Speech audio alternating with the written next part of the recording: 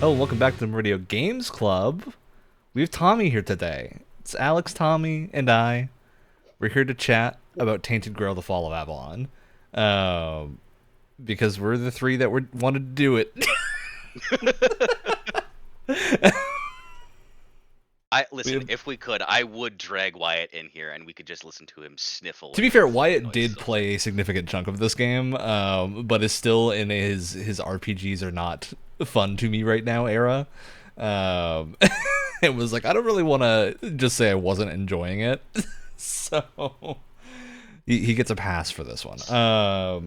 So for those who didn't hear on the last Games Club episode what we're doing, Tainted Grail took over our Games Club slot for the last 2 months, and we've been playing the first act. We have a lot to say about the first act. These two are into Act 2. I locked myself in Act 1 and did not leave. But I think we're going to have a lot to talk about, and we're ideally going to follow this up with an Act 2 and 3 episode when we're further in. I For think how it's this definitely works, gonna be worth it. we're gonna go low spoilers in general, just because obviously we're only talking about Act 1 for this one. So anything beyond the first act's area, we're not going to talk about, just blanketly.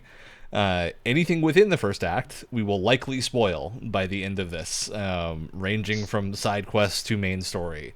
As long as we want to talk about it. We're not going to go through everything with a fine-tooth comb, but there's a lot of stuff in this game, and a lot of it's very cool, and a lot of it's a little jank. I think so. I think we'll have Oh a lot to yeah. talk about. Um, and we'll return to our normal Game Pass Games Club schedule for the next month. So, Alex, make sure you have a pick ready for our Ooh. regular Games Club going forward. All Yeah. right. So, Tainted Grail. The kind of gist of this game is it's a Scrolls-like, an Elder Scrolls-like, which I'm a very big fan of. I've got my Oblivion shirt on today in honor of Elder Oh, Scrolls. we should have themed it. Um, had to theme it. Look, the Elder Scrolls is basically, I think both Alex and I, in our top three franchises of games, basically Yeah. ever. Yep. Um, It's so we wormed its are way in there. squarely the target audience for this game. Um, and yeah, so I think we have a lot to talk about. The gist of this is it's based off of a board game IP, which The board game came is first. the board game came first, which But is it was a board game. itself, yeah, itself based on Arthurian legend loosely. I do use the term loosely because it's very much like Hmm. weird. The whole point of it is dealing with a very weird and twisted version of it, which is a lot of fun. So based on the board game IP, you don't need to know anything about the board game. There's another game from, I don't know if it's the same dev team, but another Tainted Grail video game, which is more similar to the board game and how it plays, which is like roguelike, which is also very good.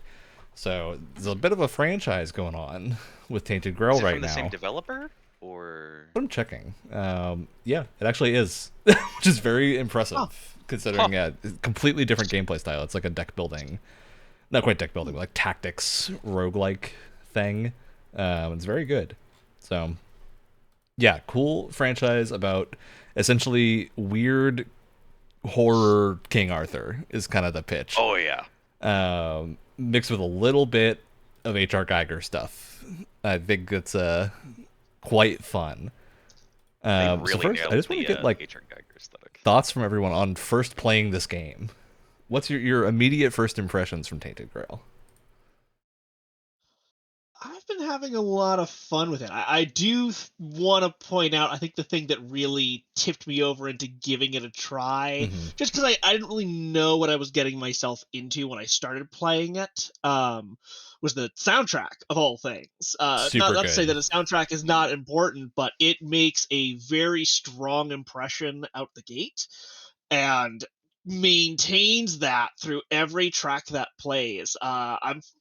It's so solid. Yeah. No, I definitely agree. Especially that title theme, so good. Yes. Oh, Um, when the vocals kick in, it's always a treat. And that hurdy doobie gurdying. It's the only ironically that title track, I don't know offhand whether or not it was actually written for the game. It's the only track that I've Mhm. found that isn't actually on the soundtrack. It was written by Huh. you can find it online. It's on Spotify and I'm sure other platforms as well. Like it's there, but it wasn't included in the actual game soundtrack. So I actually don't know offhand if it was written for this or if it was existing beforehand. The devs just vibed with it Damn. and ran with it. Either way, Um, very good. yeah. But yeah, structure of this, I think. First of all, I've been enjoying it quite a lot. I think the layout of a lot of the more modern first-person RPGs being big separated areas works quite well. As long as you can still travel between them, I think you end up with a lot of very cool local stories and can move through spaces a lot easier. Like runs you have Witcher 3 had like the big three regions. Because like the first region is much smaller than a Skyrim map or I think any of the Elder Scrolls maps. It's maybe comparable to Morrowind's base map, but it's a relatively small footprint Really? of an area. But it feels big because there's a lot of points of interest and a lot of things to find. And lots of dungeons, which is the thing that I really like seeing. Is there's a lot of very different feeling dungeony spaces that have their own like little stories inside, but is very cool. Curious if anyone else found the old druid cave of trying to cure a bunch of children and failing. Yes. Yeah, think and I then all did. the Red Death victims caged in the back. Yeah, it has a bunch of history about And it. So part of the we should get to the starting point of the game, which is yeah, you're a prisoner, a la a lot of Elder Scrolls starts. Prisoner in prison, getting broken out by someone else. So you have you also Caradoc. have the plague. Yeah, you have the plague. You're in prison because you have the plague. To be clear, and maybe other crimes, but the main thing is you have the plague, which they call the Red Death, and it's a very bad plague that turns you into a mindless zombie essentially. And so you are imprisoned and managed through a series of events, depending on how you play through the first area, because it's a very cool tutorial level that is far more open Yeah. than most first-person RPG ones, where you get a lot of ways to approach the space. Depending on how you spec your character, you'll have very different capabilities at level 1. So if you like leaning stealthy, there's lots of places to be able to lockpick, and there's a lockpicking minigame, which I am a big proponent of. It's very similar to Skyrim's Yeah, gameplay, but it's I basically found that Skyrim's minigame. lockpicking in general is at least in here, it feels a lot easier, which is why I'm sort of happy there isn't really, from what I've seen. I also really haven't delved into the dexterity skill tree that much. There Yeah, I isn't think it's that because really a way to upgrade the lockpicking step because it's just so it simple as seems is. like it's just expected that everyone will want to lockpick, so it's not Yeah, particularly difficult on its own. yeah. Um, but yeah, it's a cool minigame. There's a bunch of cool things you can find in that first area, and like characters you can meet for the first time in there, or you can just Yeah. beeline directly to the end and skip through it with no issue. The interesting thing is that you can't go back, Yeah, compared to so Mm. most other first person or most other RPGs that have a starting area like this. is But otherwise, very cool. did any of you guys, after you got out of it, when you had a little time to explore the beach, did you swim out to the shipwreck Oh yeah, in the I very was corner of very the thorough.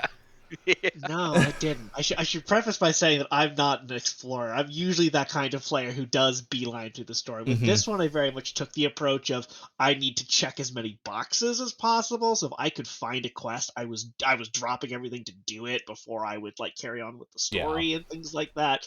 But very much the kind of player that I am is I'm someone who does beeline it through. And even still, making sure that I kind of checked off my boxes in the island asylum still ran into a whole lot of stuff. It's I don't want oh to yeah, say it's overwhelming because I don't think that would be fair. But there's so much to do there that you will stumble across very very quickly, and those things yeah. add up very very quickly. It feels kind of So similar to I me It was because I know weird. you've played this as well, Tommy.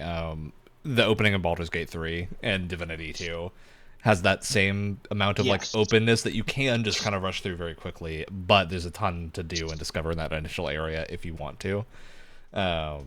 It feels very and it similar to that. doesn't. hide all of it. Like, there's a good chunk of it that even if you're trying to beeline to the golden path, as it were, you're going to stumble on these speed bumps here that are like, oh, but wait, here is a character that you might not otherwise meet if you don't stop and talk to this person.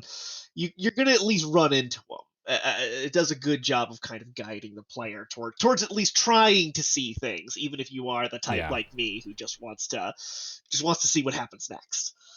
It also gives you a lot of options. There's a lot of characters in the first area, especially, that you can meet and have a bit of an influence on how they're going to turn out, for better and for worse. Because there's a number of characters that are like, oh, this plague is so bad, I just want to die. And your character can do that, or you can try and help people to varying degrees of success. Mostly not. There's some people who look really screwed up and they'll say, "No, I'm fine. Look, I've been cured. Look at this I'm totally miracle fine that I've become." Oh, yeah. Which is quite great. a few of those. So a lot of stuff's cool to do there, and a very good like exposure to multiple systems at the start, because you don't really hard commit to anything immediately. You have like kind of a questionnaire type thing for character creation that'll give you some stat boosts and stuff. But nothing so major that it restricts you from doing anything else. So even at the start, you have a lot of ability to like alter your build based on what you find in the initial area. 2 playthroughs at the moment. The first time I was very shocked when the little questionnaire. It's nice that the little questionnaire was giving you like individual stat bonuses. I was expecting maybe the way that the questionnaire went to give us like a 1 or 2 stat bump in some of the main stats. You have like the strength, dexterity, intelligence, that stuff. Nope, that all starts at 1.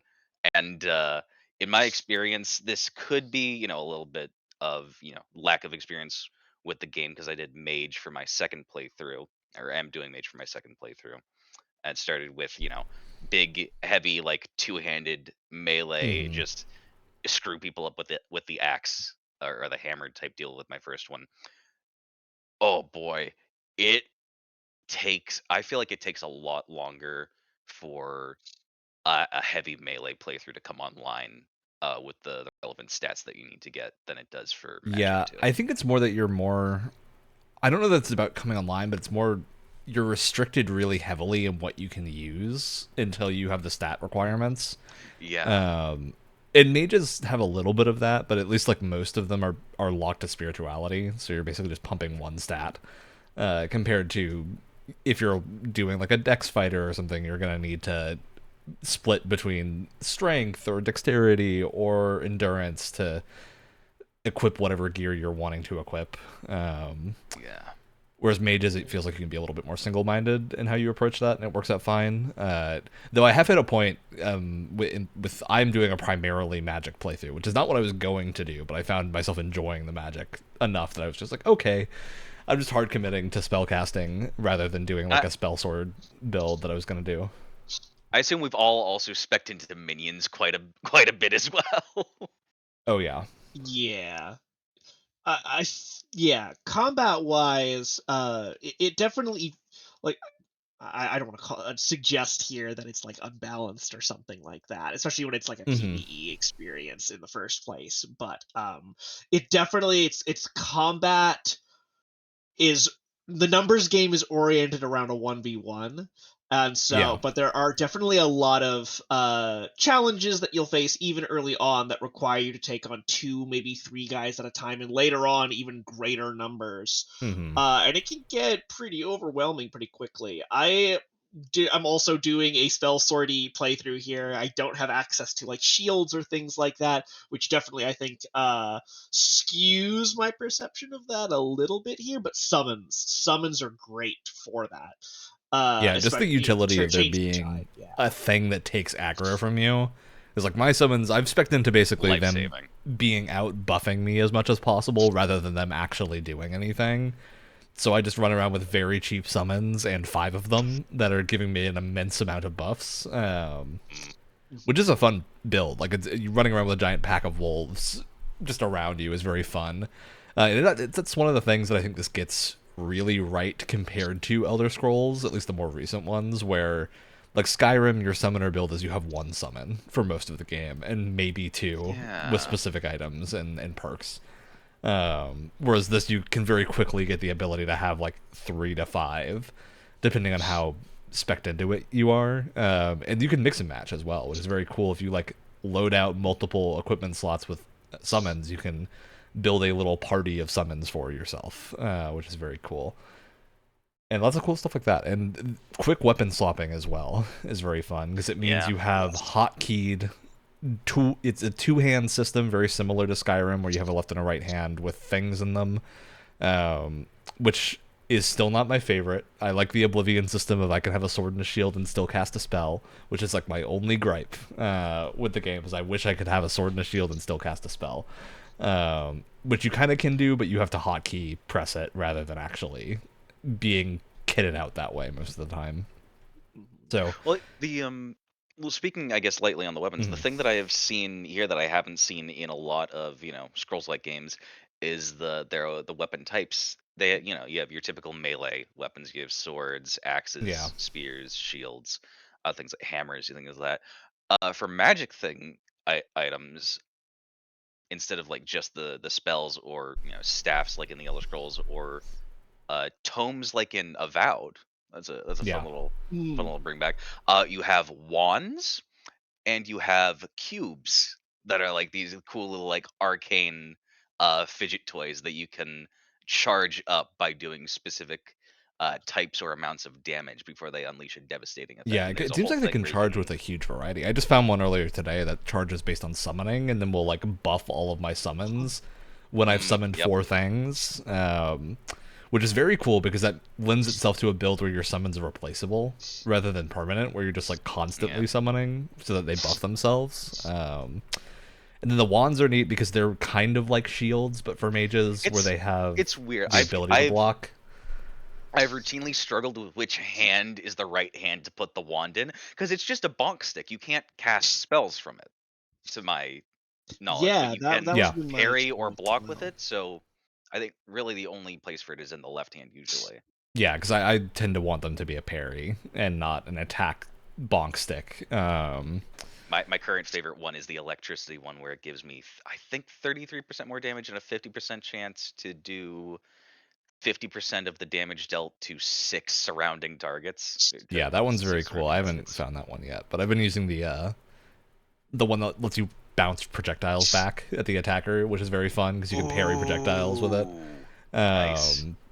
And lots of fun stuff like that. And that's another huge strength of this game, is the variety of gear is very, very cool, where all of it is essentially rewards for most quests, and even just finding special areas are generally like a unique item or unique piece of armor that has an actual Everything special looks unique function. too. Yeah. And it's very cool. The devs have been doing passes and adding appearances and stuff to unique items even past the launch of the game, which is very cool. And yeah, there's lots of really cool stuff, like the wand that reflects things back. You can find spells as loot items, which are...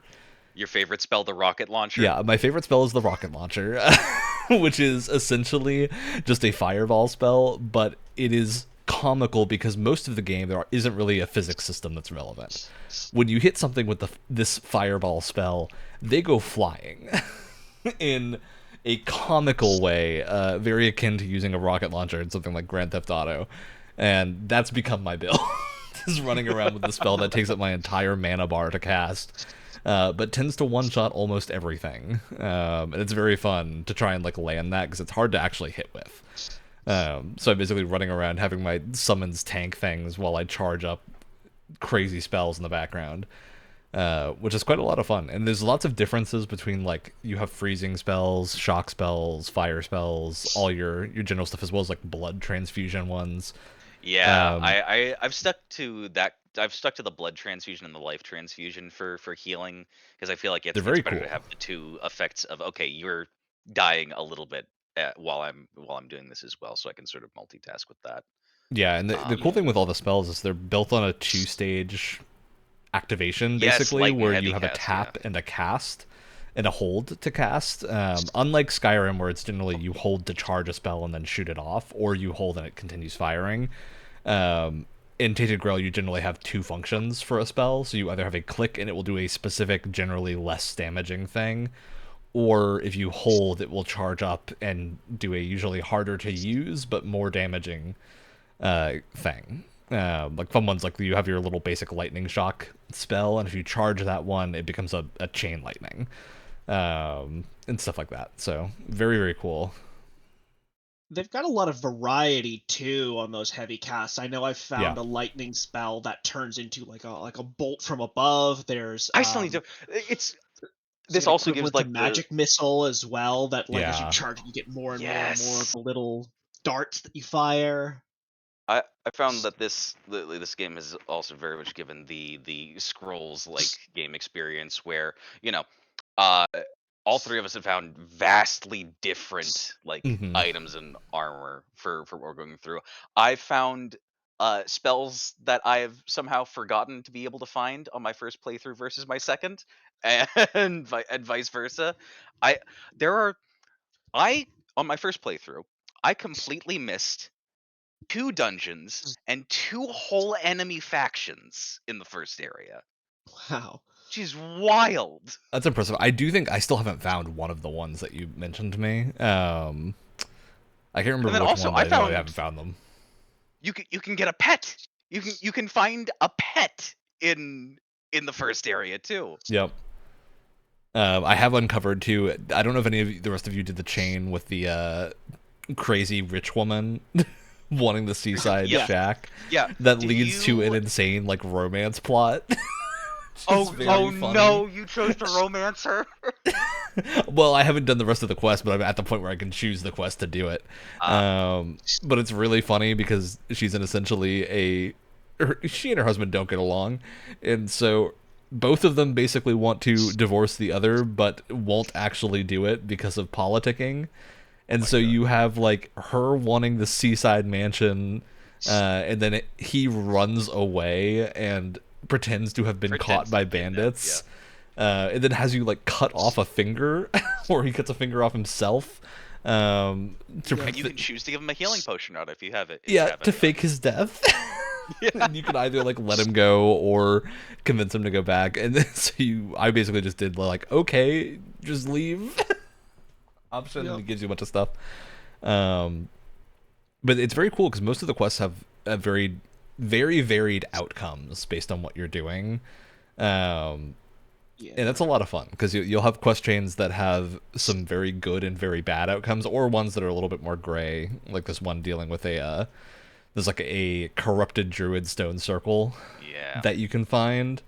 I had a lot of fun with the gray ones. Those were good pondering moments. And you end up with this like really morally gray choice of whether or not you find this old druid that is basically admitting to having done something bad in the past, and this person that he had cared for is now corrupted into essentially a spirit that is trying to kill him to uncorrupt herself, or you can kill her because she's a corrupted spirit, and you end up having to fight one of these two, and it's a very interesting outcome. Depending on the order that you're doing quests in too, you could screw yourself over by killing the older druid. If you've done them in a certain order, this is like the last thing you're cleaning up. Yeah, it's hard to do, pretty much but you can. Yeah. And to my understanding, the devs actually fixed part of it, is because I was in the situation initially where I thought I would have failed a quest, but it turns out because I'd spoken to him slightly earlier, it still worked, even though he was no longer there to solve the rest of the quest. But yeah, there's lots of very different quest outcomes, including whole settlements you can destroy. Back again to that Baldur's Gate comparison, you can get real mean if you want there's to. Settlements you could... You can kill the Daliata at the start if you side with Galahad. Which is like the culmination of the first act storyline, is essentially having to choose whether or not to side with Galahad the Pure, who's burning people alive, and on basically a tyrannical rampage, trying to clean up, in his words, this the Horns of the South is the region you're in. And you can either side with him or kill him, as is requested by the people there. So you've got very different outcomes, to my understanding, based on what you do in that quest. And that already is like a very big diverging point for a new playthrough. Yeah. Where like if I do a second playthrough here, I definitely want to do like a proper knight character that would side with Galahad over the villagers to see what would happen. I do like the bow like ranger or thief character that would side with Galahad because he's just interested in sort of like keeping Camelot up and stealing from everyone as possible. Well, he's got like this big ultra loyalty mindset. It very much reminds me of Caesar from New Vegas. Yes. As a mindset. So I think that a character that would go with that archetype is probably ultra military warrior archetype or hardcore thief would fit pretty well. Whereas like mage definitely is Dalriada. Yeah. But we talked about the like pretty much the last or like the big boss fight for the first area. We completely skipped over the inciting incident after the prison after you're broken out of prison. Yeah, so you get King Arthur shoved into your soul. Yeah. You get King Arthur in your head and he calls you a stud muffin. Yep, it calls you a stud muffin and gives you magic powers. And then the man that saved you tries to kill you.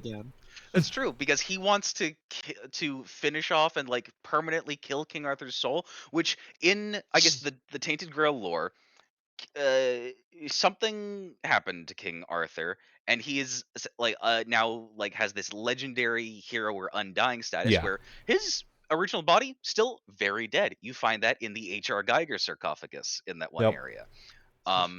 But his soul lives on and it is summoned back by people in times of great strife to like help them, beat the impossible odds of this battle, drive back the invading forces and things like that.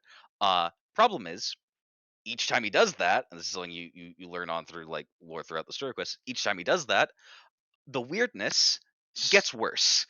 The weirdness being this sort of force magic fog, basically. Yeah, magic fog that happens during the night that really screws things up. Enemies get tougher, more aggressive. They drop unique loot. Also like little mystery things that you can uncorrupt in a weirdness fueled fire to get like mystery items, things like that.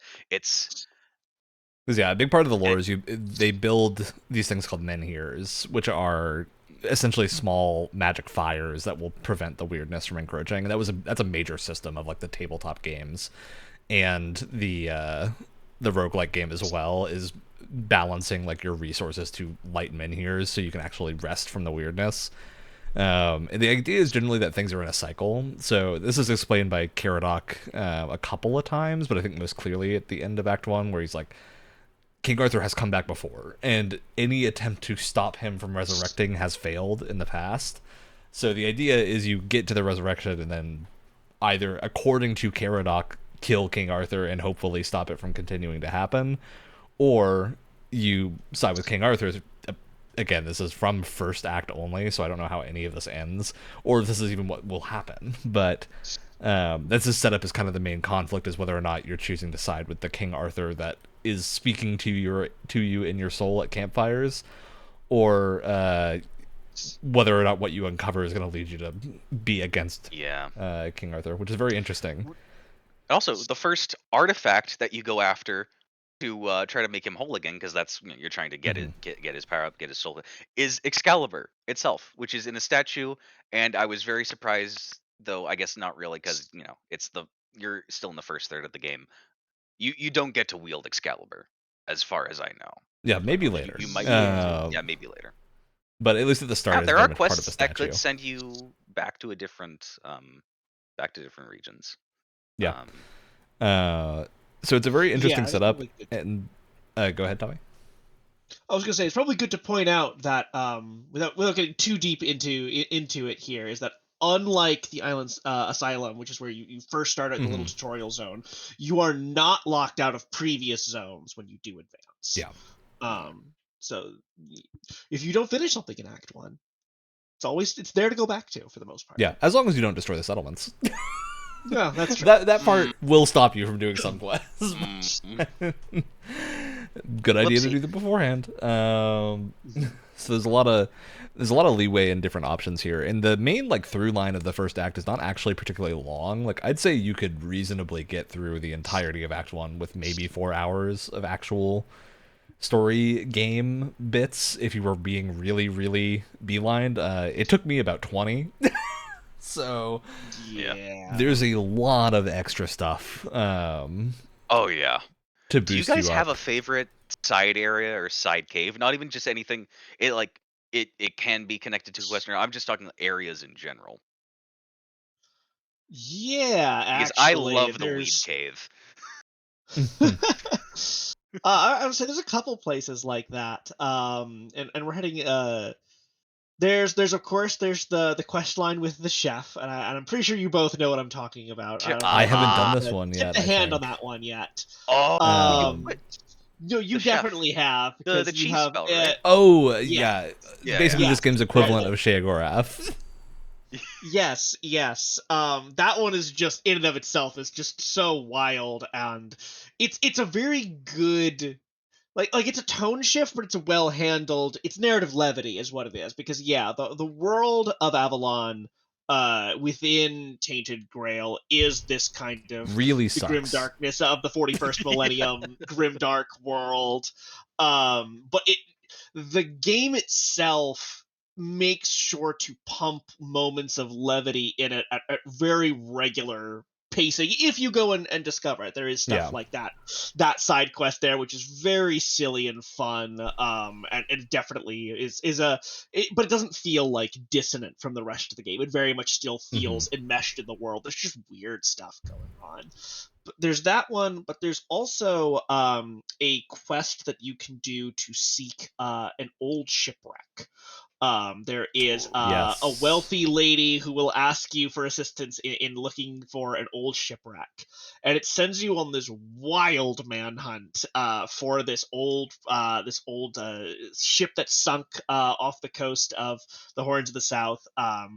And it's got just a very cool little dungeon that you have to worm your way through. That I think is just it encapsulates a lot of what I like about Tainted Grail from like a level design and environmental standpoint. And the Yeah. actual dungeon itself is tucked into this tiny little nook and cranny that never in my life would I have found this if I did not do the side quest associated with it. But I'm convinced you two might have found this place on your lonesome, and it's just a neat layout here. It involves a lot of water because it's very it's close to the edge of the coast.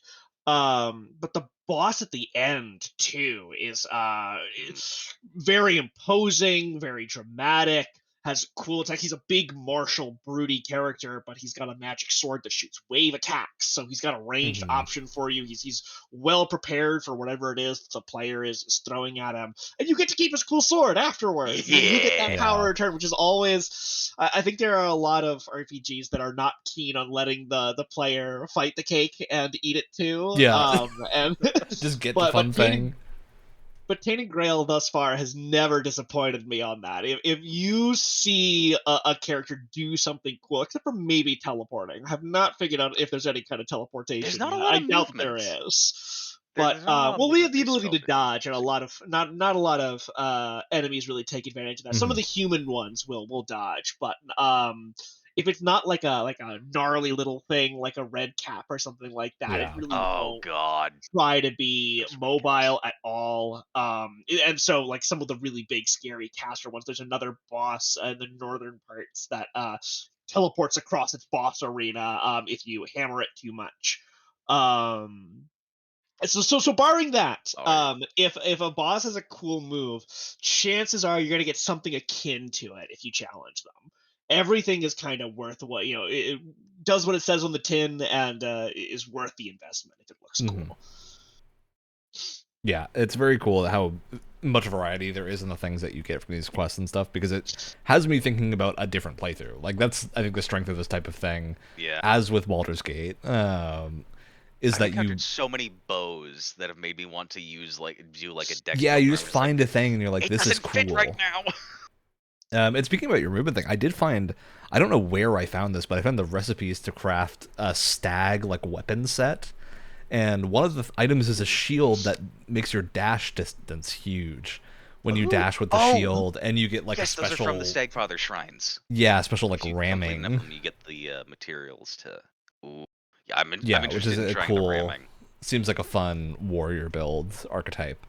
And then the Wreck of the Andraste is a fun one. Even just finding like the spells you get, like the rocket launcher spell thing, I think I found in a cave hidden in a like secret room at the back. There was a little chest that had a spell in it, and that's the one I'm using for most of the game right now. There's one that I've also that is like wonderful if you're getting a big horde of enemies coming at you, which there are on a fair few occasions. There is a fire wave that you can send out, like discs of fire that you can shoot at once. The longer you charge it, the spell, the wider the disc gets, and it'll travel through just all the enemies that there are building up burn status. And I think it's for there's I feel like you have the base 3 types of statuses. You have the fire. Well, there's fire, frost, bleed, poison, and bleed for the statuses. And Which cheese. it gets and cheese. Yeah, cheese is and status cheese. effect. That's true. There's So I guess that if electricity doesn't have it, that's why the electricity spells are a bit more powerful because there's no shock buildup for that. Yeah, there are some little oddities like that where electricity does not have its own status effect to it. So I know that there's a very clear, like, it's not the only way to do it by any stretch of the imagination, but there's a very clear, like, here's a setup for running like a mage that really focuses on getting extra damage out of status effects, and you just can't really use the electricity spells with those, which is fine, but it's an oddity. I was also going to point out, too, speaking of Stagfather shrines, there are all sorts of weird little collectible sets of things all throughout each of the regions. They're like regionally zoned, too, so you'll be able to like finish a set in one zone and then other zones on their own thing. I don't want to delve too deep into that, but there's the Druid shrines, the Stagfather shrines, there's the animal shrines. I haven't even scratched off. You have the All Mother shrines as well in the first area that you can figure out how to use. They're just all over the place. All sorts of little things that give you minutia little stat bumps that really make the difference in the end. Little sets of armor and things like that. Yeah, there's lots of really useful ones too. Like there's one that I think just raised my mana regeneration a little bit. The Druid shrines, which is very handy. And the Druid set is super fun to use if you're doing the Waning Moon build. The Waning Moon set's fantastic. I keep finding cooler looking armor sets and things like that. Somehow it's like the visual design for armor sets just keeps getting one-upped. It's so cool.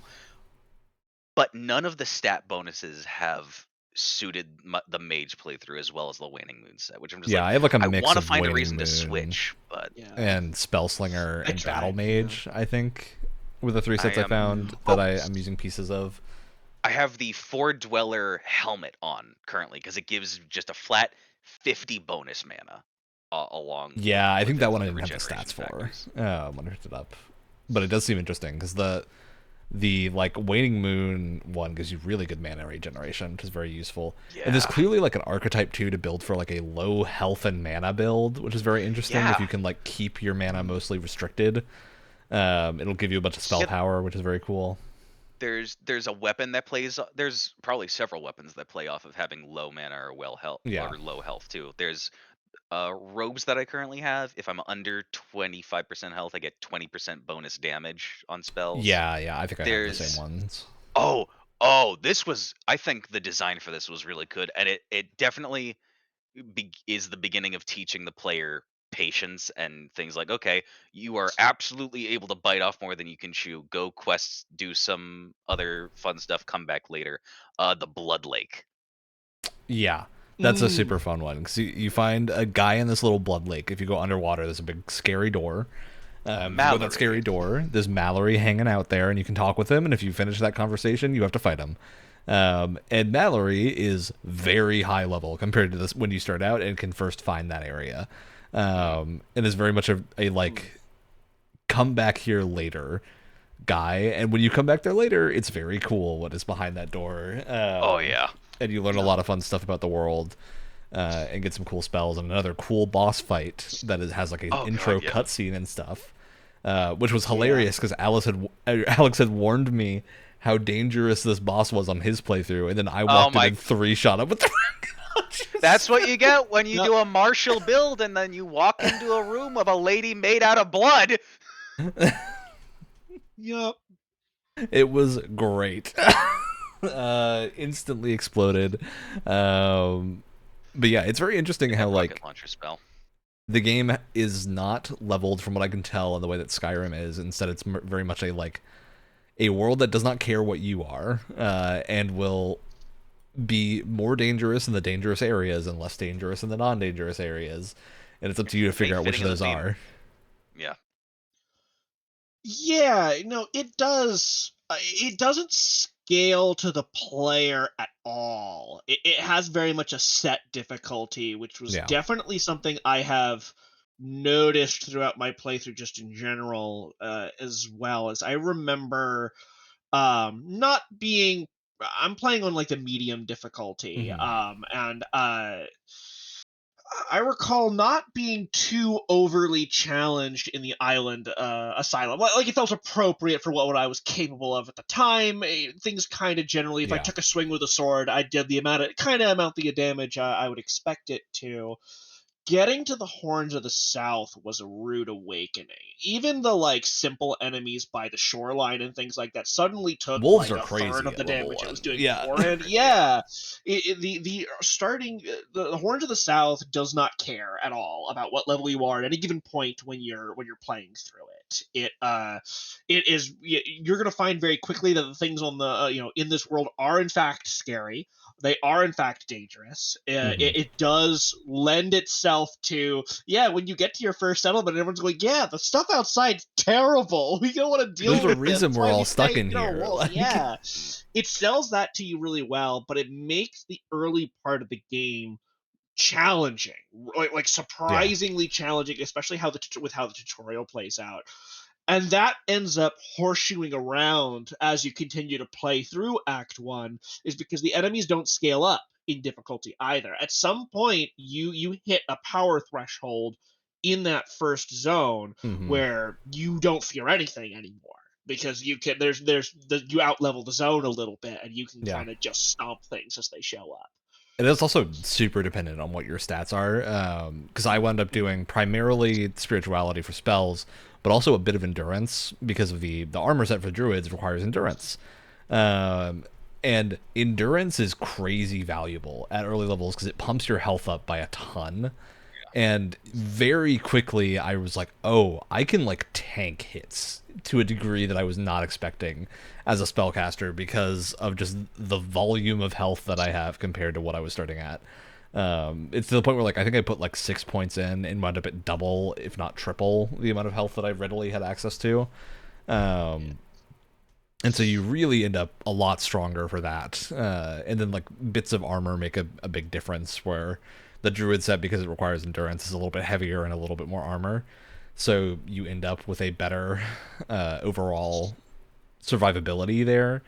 And compared to melee, where like you probably don't have a summon and probably don't have these other things, it wound up feeling way tankier than Alex's build at the time, I think, despite him playing a character when we were originally talking about the game that was melee, like tank focused. Yeah, going melee, going tank. I had like full. I was trying to get like the heaviest armor that I could handle because you have equip load.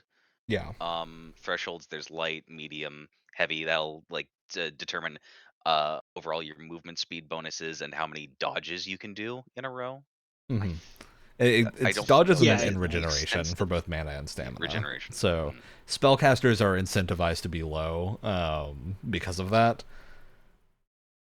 Especially there's a cool perk in one of the trees that means as a spellcaster you can make your spell power increase by your movement modifier. So combining that with like there were boots that make it so you move faster when you're half mana or lower, together with that and the bonus from being in light armor means you are suddenly much more powerful in that light armor, which is very cool. What's the other? Oh, right. You mentioned how there are enemies. Once you get to the horns of the enemies, not care. They will stomp you. I think another thing that I appreciated pretty early on is uh, the enemy arrangements. I think, and Mhm. the types of they are not lacking in variety for enemies. I'll Yeah, say there's a for surprising how amount that of can variety in go the go first about. area. Because you wind up like when I think to playing Skyrim or Oblivion, for the most part, I'm fighting goblins or the equivalent of goblins in Skyrim, where it's like bandits and wolves and small creatures that just don't really have any interesting behaviors. Whereas Tainted Grail, Human, animal, you have your goblin, ogre. bandits, but your bandits have like subclasses essentially, Yeah. and that will determine their level of threat. So you have like the peasants that are running around out there that are really not that dangerous. In fact, they're less dangerous than a wolf. But then you have like the disgraced knights and stuff in heavy armor that will come at you. Yes. Those guys will mess your day up for a significant chunk of that first area until you're much stronger. And then you've got the archers, which are really easy to kill, but do a lot of damage if you keep sitting and getting hit. And so you end up with really interesting compositions. And you have things like the red caps that Alex pointed out earlier, which are just really dodgy. And so as a spellcaster, you're kind of incentivized to use some of the auto-targeting spells. Like I wound up, whenever I'm fighting them, I'm using the lightning spells that have a bit of generousness to what they're hitting, where they'll kind of auto-target as long as you're in the rough area, compared to like the rocket launcher spell I'm using is a slow projectile and needs to hit the thing to do the damage. The lightning does not need to be that accurate, so you end up with some very cool stuff like that. Yeah, and there's also, you can happen upon the bounty targets as well, which is Yes. another very rude awakening if you aren't expecting it. Yeah, Yeah. that was I think the first death I had was finding a named bounty bandit that just stomped me into the ground. There's plenty of those little like almost world boss esque Hmm. creatures all throughout yeah, that opening zone as well. There's the bounty targets, but you can find all sorts of little things that'll accost you as you're on your way too. There are several like quests and things like that will ambush you. Yeah, There are uh definitely bosses that are like, all right, I am now, they get the little icon for them that tells you right out the gate, this is a big and scary, run while you can. um there's a dude that a lot of challenges you those to a little things. duel and is really tough. Oh god. Uh, Yeah, like if you're not Ebony prepared, Warrior from Skyrim. Yeah, it just is really here to lay you out. Currently using his shield on my melee playthrough whenever I switch to a sword nice. and board and I'm not two-handing, because that thing is nice too. I think oh god, what's it? Gonna be paraphrasing the stats here a lot. It is, parrying damage. I th- parrying damage that either sends back 75% of the enemy's damage or your armor value at them. And it's Nice. 30% damage if it's blocked. Yeah, it's like a thorn shield type thing. Yeah. Um, that reminds me of another cool thing I found. Just like a random guy, there was a parrying gauntlet, which increases your parry window, which is a fun stat for you to find on a piece of armor that isn't just like plus whatever. Um, you get something a little bit more interesting. And yeah, there's a lot of that in the game. I am curious for you guys. So we said the start and then the end of this. The kind of middle is basically just figuring out a way to get to this captain dude that you need to talk to in order to figure out how you can actually touch Excalibur. Yeah. Because a la Breath of the Wild, if you touch the sword, it kills you. See, I found that out because I was like, okay, I'll quick save, check it out. Oh, this is killing me. Wow, that was fast. Reload the Yep. save. Tommy, you said that you didn't try that beforehand, but also after you got the okay to get the sword, go through what It, happened there. yeah, so much like as previously discussed, the enemies of the game don't really care. There's not really a whole lot that cares in Tainted Grail Hmm. about where your progression is. Because yeah, I went through that whole quest. I did everything I was supposed to do. I are we yeah I checked all the boxes, and when I tried to touch Excalibur, even with all the health upgrades and stuff I have, because I also built endurance as I started Hmm. a spell sword and have been gravitating towards mage as well.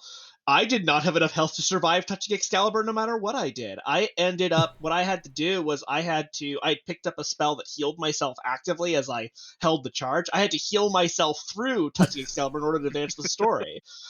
Which also leads me to believe that if I had picked up that spell much, much, much earlier, that I could have gone to hell with all this. Probably and, skipped it a little bit. Probably just touched Excalibur and moved That would on. be Yeah, really I- cool to see I if we could think see what- Blitz break that on a second or third playthrough. Yeah, I think what actually happens when you do the complete like line of stuff and become a keeper to be able to get the blessing to get the sword is it reduces the damage it does to you. It doesn't actually just let you do it. I believe it is just it does much Right. less damage. And if you can't handle that less damage, then maybe it's gonna kill you still. And you need to put some stuff into that or be ready to heal yourself. But yeah, I'd be super curious if you can grab that before that quest point and just like tank it and run. Yeah, I'll bet you like can. There's slam gotta be a way. potions Yeah. repeatedly. Oh. Because yeah, that's part of gonna be fun it, to part of the try thing out. that I think has helped me not have as difficult of a start as I know Alex did, is that I spec'd into alchemy very quickly, and so I've just been creating very good potions to keep myself ready for any situation, and that has been very helpful because the game does not have a limit on how much you can chug. Yeah, I've been in doing a a short lot amount of less time. alchemy on my first character and a lot more. I've really enjoyed the cooking system. I like the recipes and their Yeah. healing and buffs that they can provide.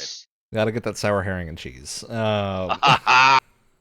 Yes. But yeah, there's just a lot of fun I will- discoverable stuff. I did want to ask you all, what was your outcome of the first area? Did you side with Galahad or with the Dalriada and Brandon? Decided with the Dalriada and Brandon. Brayden? How'd you pronounce his name? Brandon, I don't know. Brendan. It's Brendan. Brendan. I haven't because heard anyone it's say it. drawing from the original mythology a little Mhm. bit there. So a lot of folks' names are either Welsh or Irish. Because that's where King Arthur is from. He's Yeah. borderline Welsh. He's in that as an American gray line, but I don't quite know where that ends. But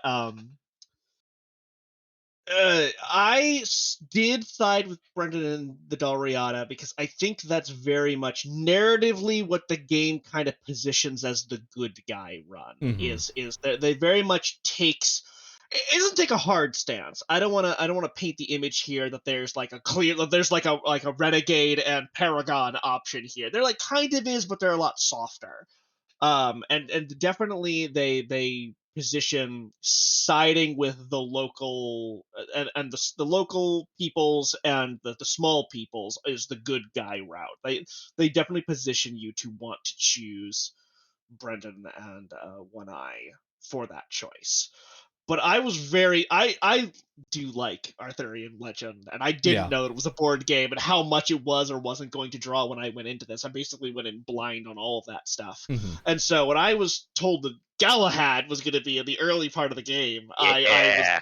all right. Well, clearly I'm going to throw in with Galahad, and then even still throughout the course of it, I was a hard choice not to side with Galahad. Yeah, it's also like I had to sit and figure that one out for a little bit. before I he's could very make much that painted decision. as a villain by the people in this area, but you can also tell like you get the opportunity to talk to him beforehand and he has a little bit of justification. Not to say that it's necessarily good justification, but I think in the setting of Tainted Grail where it is like 40k level grimdark in some areas, We're the on outlook the that side. Galahad has makes sense in a weird way. But we're on the receiving side of the atrocities he's committing, but I'm sure plenty of people on the other side are thinking, no, what he's doing is absolutely necessary, and by us killing him, there's probably going to be some repercussions. But you also learn that, like, in the next when you're areas. talking to him, you can learn that he's the one funding all the construction in the Yeah. Horns of the South and like the second lighthouse to strengthen the Menhirs and all this stuff. And so the idea from the Horns that Camelot is doing nothing for them is like disprovable by their own thing. At the same time, he's openly like, "Oh yeah, we're just gonna go massacre the Dalriada." Like he's not a good dude. Yeah, no, he's definitely crazy. At least a little bit, but he's like. But he also maybe- tells maybe you I that should like say One he's Eye is talented. technically was not authorized to do what he's doing. Like One Eye is there on his own mission and is not a representative of his people. in the way that they would have you think he is. He's a rogue faction leader within the Dalriada themselves. Yeah, so you end up with a It's, really interesting and kind of They're a complex little choice. fractured. Yeah, Yeah. there isn't necessarily a clear correct answer unless you run in there and immediately attack Galahad and don't hear any of the other side of this information. But you also have the interesting thing of like a big part of this game is you can talk to King Arthur's soul whenever you sit down at a campfire, and he'll have things to say about whatever you've done that relates to the Arthurian legend, essentially. And so if you learn about Galahad and then fight him, and you talk to him, he's like, "Yeah, I never liked Galahad that much. Kind of sucked." He's like, He was he always kind a of sucked and little always killed zealous. people. And he's like basically approving of the decision to kill him. And so you have this really fascinating. I wonder what that would be like if you sided with him on the other end. I'm sure there's a different conversation for it. So it's just fascinating to see the like direction of it. It seems like what the game is setting up is that siding with Brendan and One Eye is essentially siding against Camelot in the future. But I suspect that is not actually the case, and you're going to have a second decision down the line that is like related to Camelot and all this, and whether or not they're more correct in the situation. So it seems like there's a lot of leeway that'll be discovered at some point, moving into the Act 2 and 3 areas. So yeah, I think there's a lot of fascinating stuff related to the setup of this second act of the story going forward.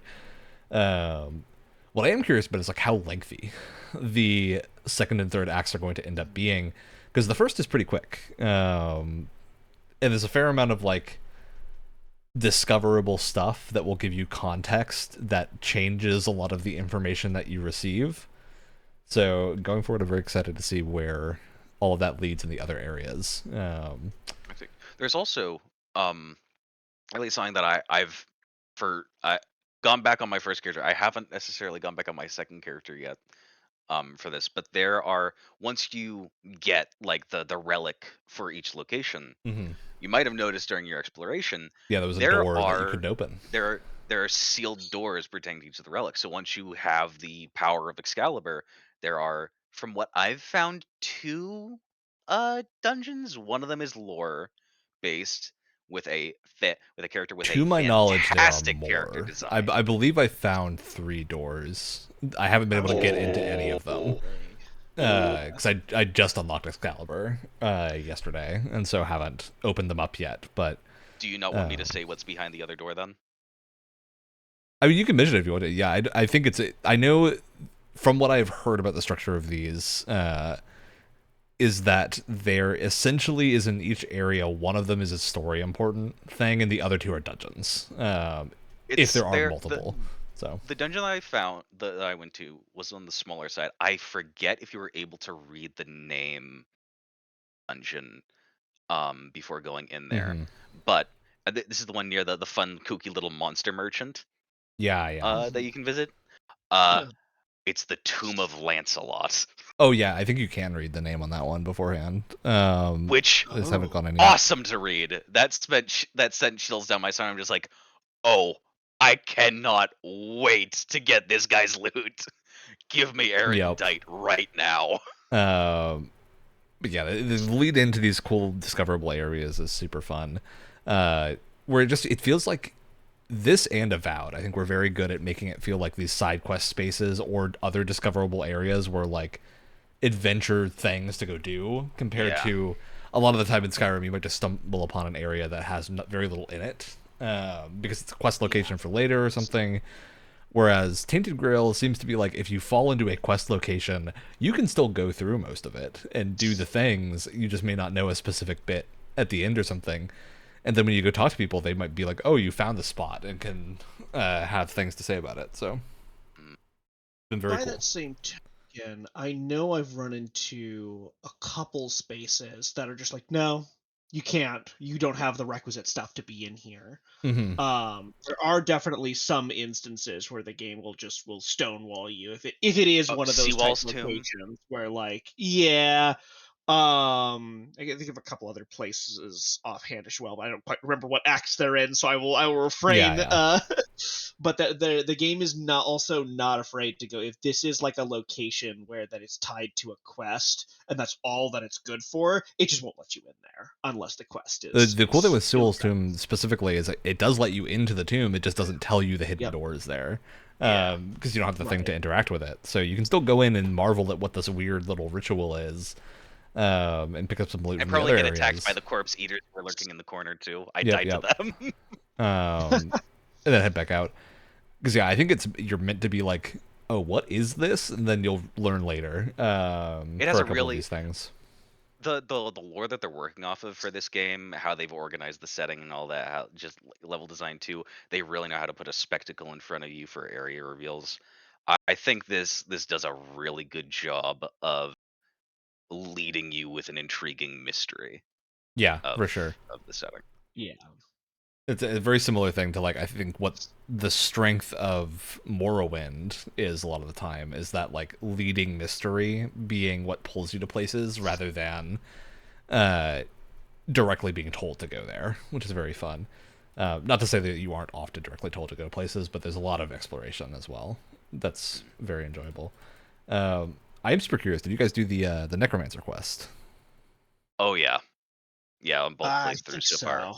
I tried to get I tried to get a different outcome with the two, and I think I did successfully do. Yes, yeah, I, yes, no, yeah, I did.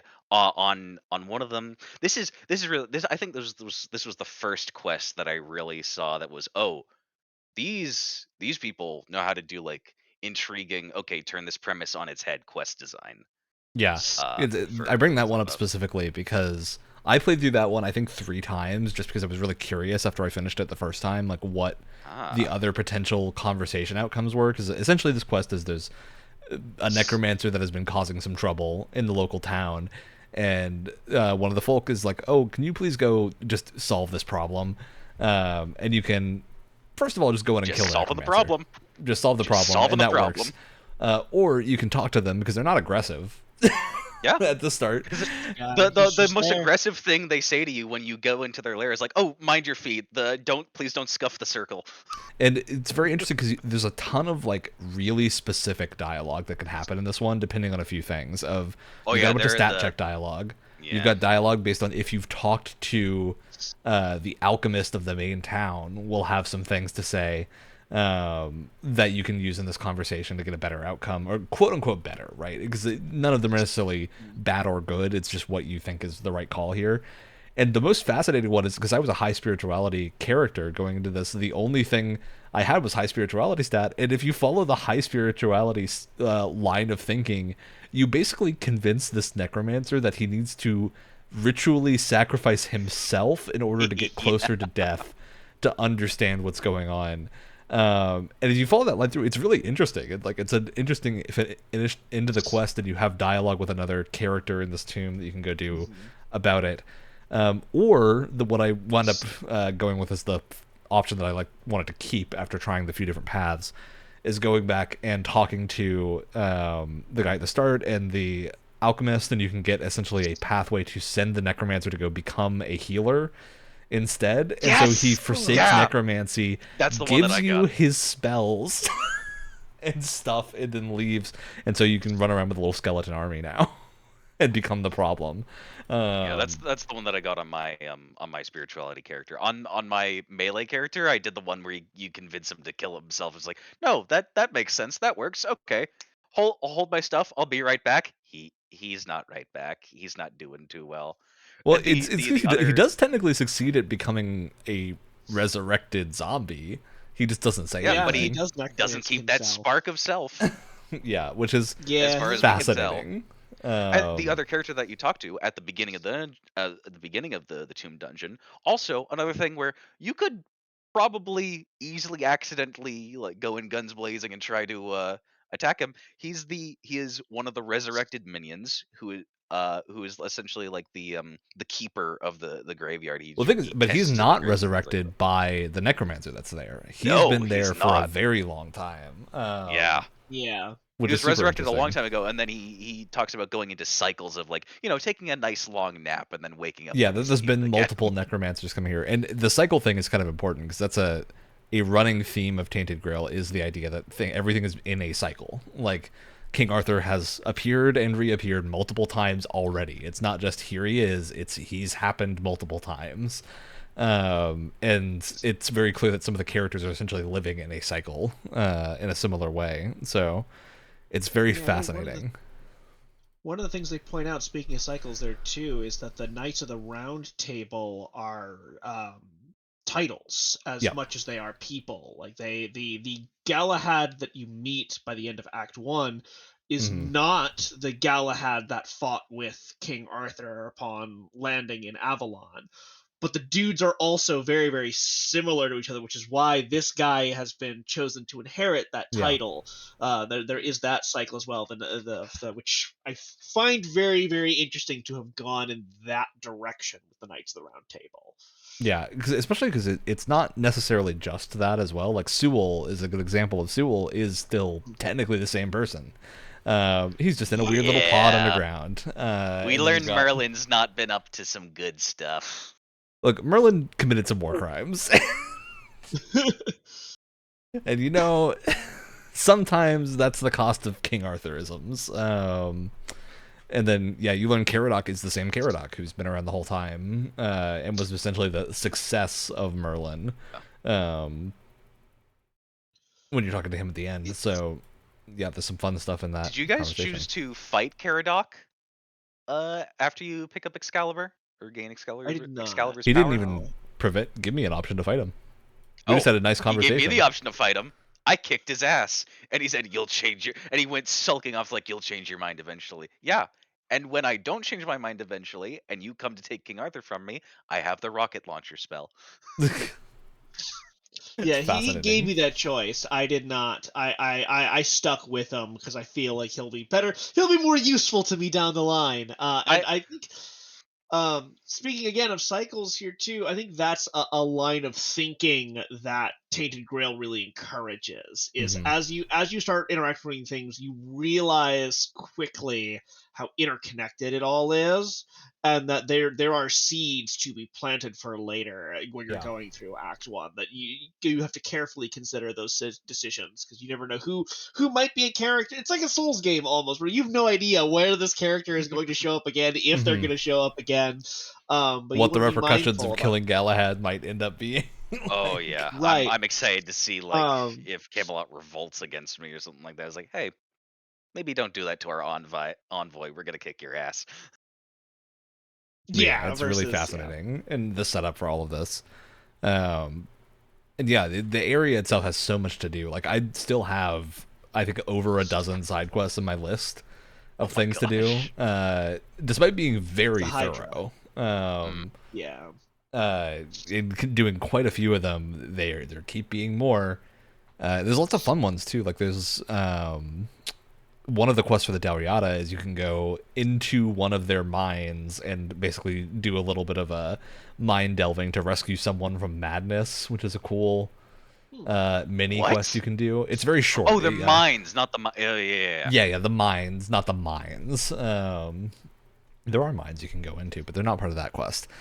Uh, and you get lots of fun stuff like that, and then lots of cool like environmental lore and things from finding other areas, like the druid. There's like a tomb of the last druid or something that you can find that had all those interesting bits about the Red Death. The And yeah, children's just a lot of very letters. That was sad children's letters and a good armor set. such So a good armor set. Oh, also near them, the Queen Bee.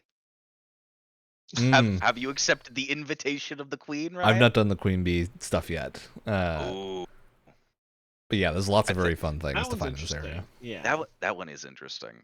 I think I hesitate to complete the quest because I think it might result in an early ending to the game.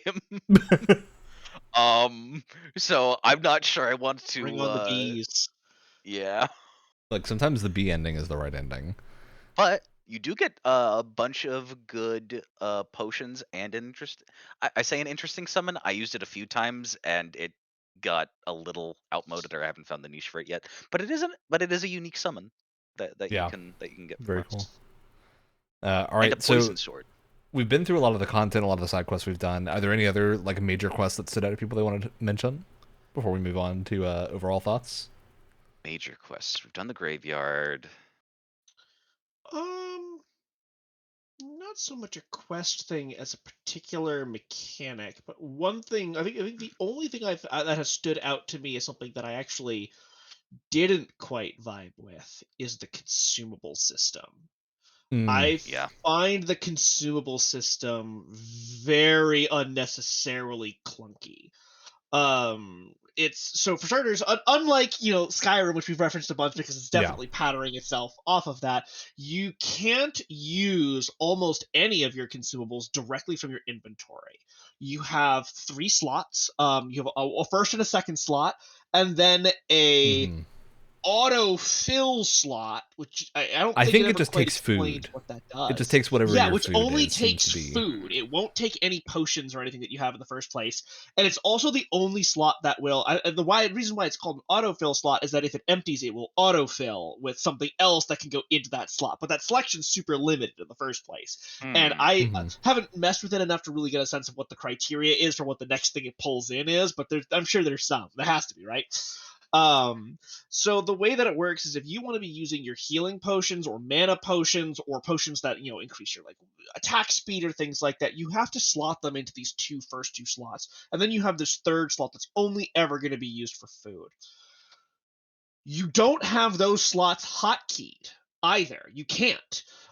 You have a button for Yep. using whatever item is in your current consumable slot, and then another button for cycling through those slots. At that And point, they just are give me weird three Um, buttons to begin with hotkeys: too. They are the buttons that they are what, C and X to X, I use think. and C to swap Hmm. or to rotate through yeah, them. It's weird. I find it's which clunky to reach for. I was gonna say Is my I've problem with even them. rebound those buttons, and I have just found that I have not delved as much into the alchemy subsystem of this game. So Yeah. I may have a lot of potions that I've gotten as like rewards for things, but I might not have multiple copies of the same thing. Hmm. So what ends up happening a lot is I'll slot like two healing potions and then maybe a mana potion because I am playing a mage and I do need to top off that mana sometimes. And if I chew through those healing potions very quickly, I now have to reopen my menu to reslot that healing potion Yeah. or slot the next one in here. And it creates this very Mm. disruptive flow of combat, especially because I am playing a mage. I don't have a lot of armor. Things do hurt. I do need to heal. I've Yep. gone the same route that you have, Alex, where I'm starting to rely more and more on the spells that life steal and things like that because the consumable system is just so clunky that I don't even want to bother with using it. Yeah, I found it slightly less clunky, I think, because I am doing alchemy, so I often have like 10 to 15 of a given type of potion, so I don't need to worry about it Mm. like refilling. Although I do just wish there were hotkeys, like the Yeah. either hotkeys or just the auto use, just a button that goes automatically use whatever I need at the moment. If they're gonna try and like simplify it, um, with the autofill slot and stuff, so yeah, I think it's clunky.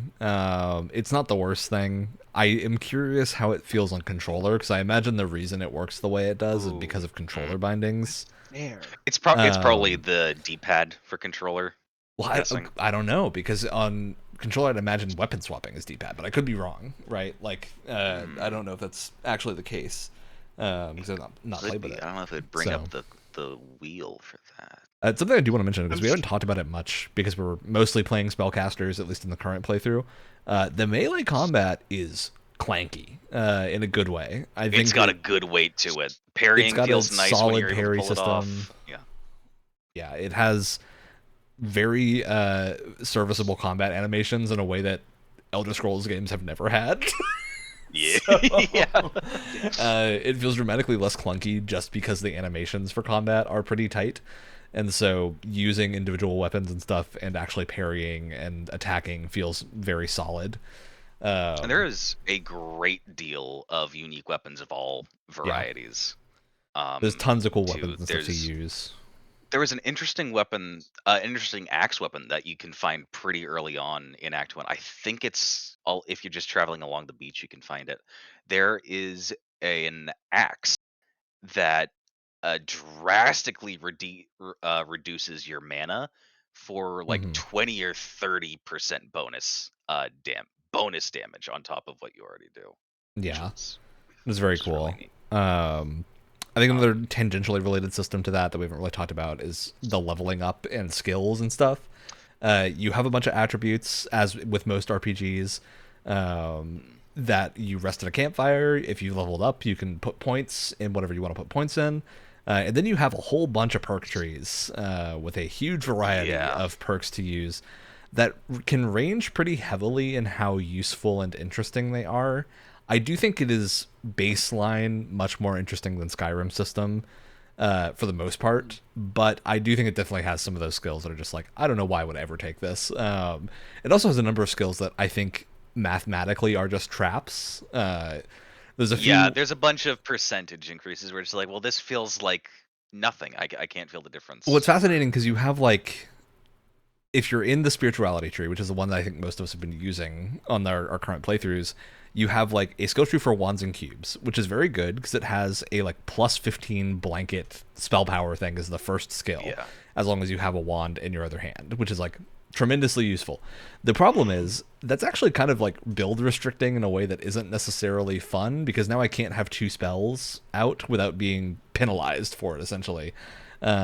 If I want to go to the spells and just buff my spells up, I only get a 10% bonus, which is good still, but it means that like it's not a problem right now because I've not been specking into wands essentially. I've been going straight into the regular spell buffs, so I have the yeah. most flexibility.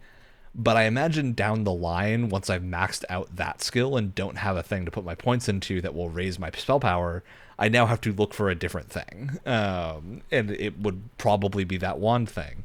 Uh, or I think there's actually some cool stuff you could do with like spells and spell crits being a thing, which seems like Mhm. specking into the perception tree might be good to I get haven't some been like doing too many crit crits. I've bonuses. just been trying to get like, okay, Practicality. status. I Hmm. was gonna say practicality has a tree that's all focused on status, as aforementioned. So there's ways to Yeah, increase your damage by which just is the having status one's status. another weird one because I think the statuses are fun to use and the spells that cause them are very fun, but there is a skill that makes it so that when you do damage of a type, it causes the status. That doesn't actually seem to increase the status that you cause from spells. It seems like it's just from damage from other sources, which is weird because it's in the spell tree, and I'm not entirely sure if that's how that's supposed to Huh. work or not, or Mm. if it is like a change in percentage, but it's very unclear. And that one in particular is just kind of weird because like it sounds very useful, but I don't actually know what it's doing at any point. Whereas all the numbers ones, I can at least see in my stat screen that they are increasing things. But there is some fun stuff too. Like there's a lot of cool skills about like raising your mana, which with certain items and stuff can then passively raise your spell power or raise your regeneration Yeah. pretty dramatically. And so you get some fun options of like becoming essentially a mana tank in a fun way. Because yeah, Yes, mana because shield's mana the shield is thing. another stat that I Yeah, have. so you can spec You into don't that. see too much of, but there's some items later on that definitely go Yeah, into there's a that. handful of things that can help you with that. Which is cool because mana's constantly regenerating. So you have like a secondary layer of health if you build into that. And yeah, I'd be super curious to look more at the like sword and board trees to see what melee people have because I think there were a few interesting ones in there, like increasing parry windows and getting cool counterattack stuff. That seemed a little bit more interesting than some of the spellcasting things. Of course, But my, in the parry skill tree, of course, there's the ability to parry projectiles back at people, of which is course, something I beelined for.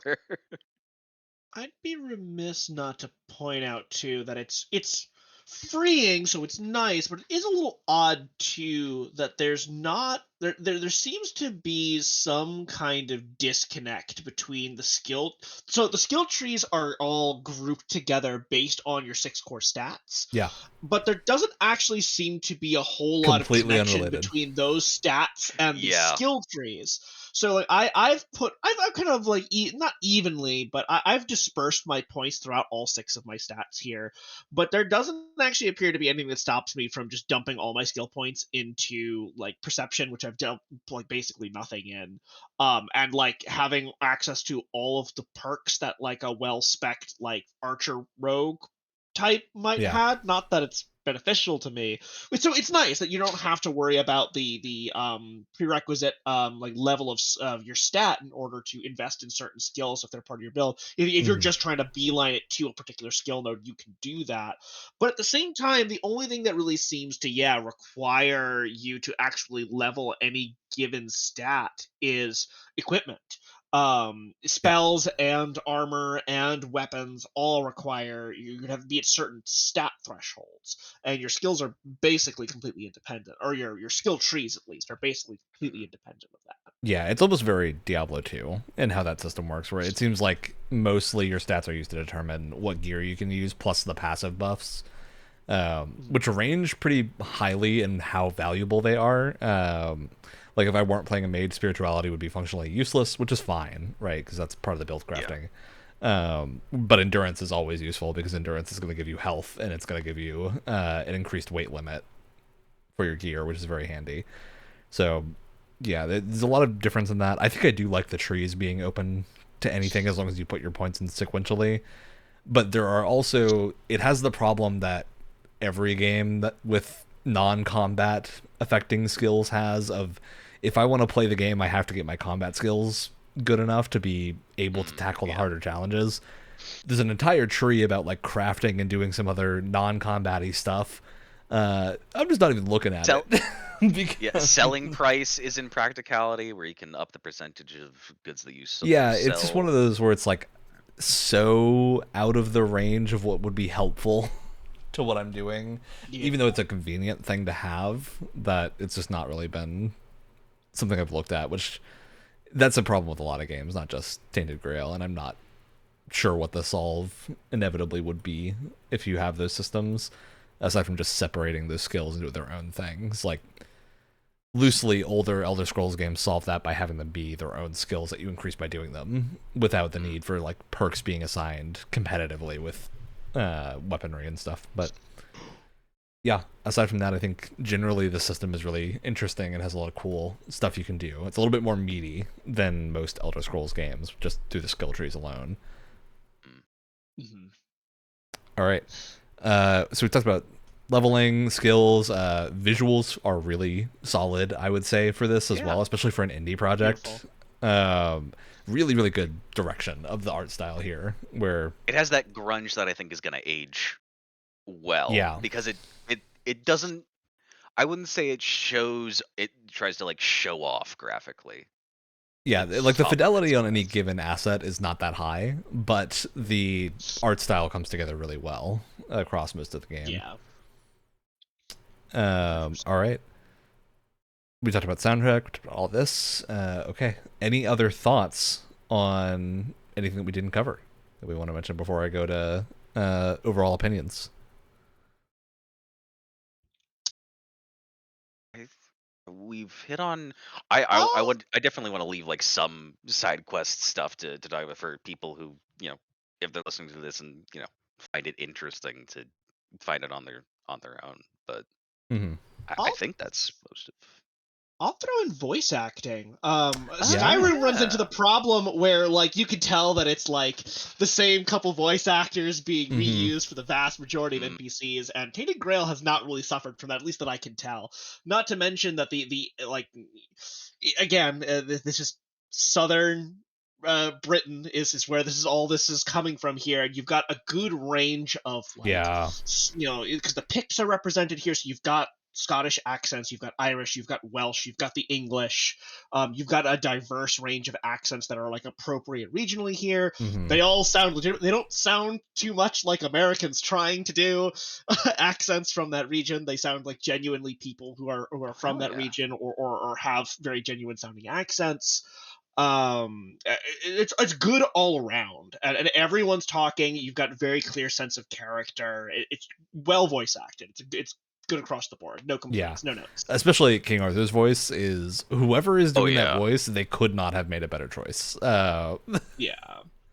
Straight up, I think no matter who they got, it would be worse than the voice that they did. And yeah, there is definitely a lot of the same voice actor doing the same characters, but because they're doing specific characters and not like how Elder Scrolls handles it. You're doing the entirety of like the Breton male voices. You're doing Caradoc or you're doing Fergus or whatever. You're doing a character, and so the voices can be different between them. Which is I think a big benefit because it is not you hearing the exact same like intonation the whole time. There is some like variance in quality. There's definitely a few where you can tell they were recorded not with professional studio equipment, which is not the worst problem. I think it's fine, especially for an indie thing. Considering the overall quality, it doesn't really stick out that much. But yeah, voice acting overall very good. All right, how's everyone feeling? Is everyone excited to keep playing more of this? How's the vibe on Tainted Grail?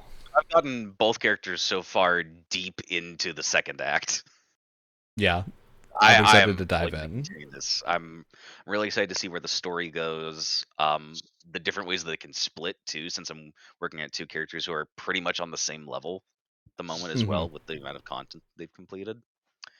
I want to see if I can find more food to transform my little questing beast buddy into different things. Great. Because if I feed him Mandrake Root, he turns into a mount. If I feed him Iron, he puts a little Dark Souls helmet on. And I keep forgetting that I have a horse. Tried to feed him hot goo yet. Ooh. Ooh, I hope he doesn't explode. But yeah, I mean, I'm also very deep into Act 2. Been loving it. It's been a while since an RPG in this style has come along and really held me. I played Avowed, and after a certain point, I very much was forcing myself to play Avowed. It very much, it was fun. Question mark. But Tainted Grail is really tickling that fancy. It has a lot of that same freedom, and it's I can't get enough of it. Yeah, I do love hearing you talk about the Arthurian legend compared to the Tainted Grail's taken. It's really very which is great because I did because of both this game and because Tommy and our mutual friend Griffin as well is very into Arthurian legend stuff. I wound up picking up a copy of Lamort to Arthur as well during this to read through and learn a bit more about the actual legend. So I didn't want to get too deep into it while during this because we'll save that for the final like its own episode, take on that. It very much this is very much is on its own take on that. But there's so much cool stuff that they do with the matter of Britain that it's very neat. All right. Well, that's it for this one. We'll catch y'all next time. We're going to do another regular games club that will be a selection of games that we'll share out when we have those picked out. And then we're going to come back to this. So we'll do more Tainted Grail as well with the three of us as we get into Act 2 and 3. So excited for those. Which means it's time for shoutouts. Tommy, I don't think you've gotten to do a shoutout before. So this is just shout out a thing that you liked this week. I'll start because I have this cool box next to me that I want to open up of a board game called Earthborn Rangers, which is a cool like solo and co-op card game that Tommy, like Vantage, which we've played, is about exploring. And so it's like an exploration game about exploring a like nature taken over planet, or I think it's Earth. It's Earth being essentially recovered after a post-apocalypse situation, and nature is like regrown, and you're re-exploring everything. And I've heard very, very fun. I only picked up a copy. I will shout out then, because I love these CRPGs. Solasta 2 came out in the last week, and I started poking at that. I do have a group to play it with, and multiplayer is not available just yet. It's not going to come out till Q3 according to their roadmap here, so I'm holding off on getting too deep into it. But Solasta 1 is fully done, Crown of the Magister. If you haven't played that one, it's worth it. It's its own. It's wild. Give it a shot. It's based on Dungeons and Dragons 5th edition. The 2014 version of Crown of the Magister is, though they have to take their own spin, because it's only using the SRD rules. And Crown Solasta 2 is that same philosophy with the new rule set that's currently in play, the 2024 rule set that I think is now kind of has solidified itself as 5.5e. And it's much of the same, the stuff that I love from the first Solasta, done again with newer graphics, and it's in early access right now, so go check it out. Very cool. All right, Alex, take us home. One of my 2 shipments of the new Gundam card game booster packs has arrived. Steel Requiem, here we go. No, I'm not going to do another live card opening. But I did open up my last of the 3 packs I got, and I got a really cool full art Oh, that's a sweet legendary one. rare. Yeah. I love like the shininess they do, the embossing of like the etched lines. You got to get yourself some card sleeves now, Alex. I do. I took a visit to a local game store, and they have some very pretty ones that I've been eyeing. Very good. I might go with. All right. Well, that's the show for this week. We'll catch y'all next week with more game-related stuff and things. That's it. That's the show. I saved my intro until the very end! What do you think of that now? Surprise outro intro. It is I, Alex.